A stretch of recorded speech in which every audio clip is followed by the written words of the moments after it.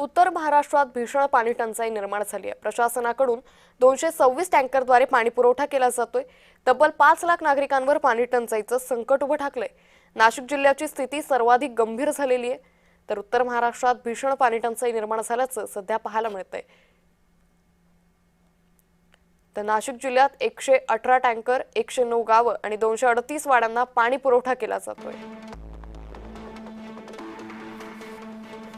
नाशिकमधील 2,05,74 नागरिक टँकरच्या पाण्यावर अवलंबून आहेत।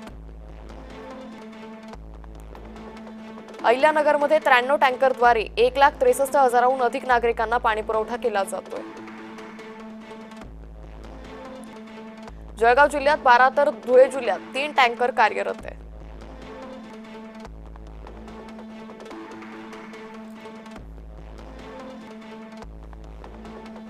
नंदुरबार जिल्ह्यात अद्याप एकही टँकर सुरू झालेला नाहीये। प्रशासनाकडून 102 विहिरी अधिग्रहित करून उपाययोजना सुरू आहेत।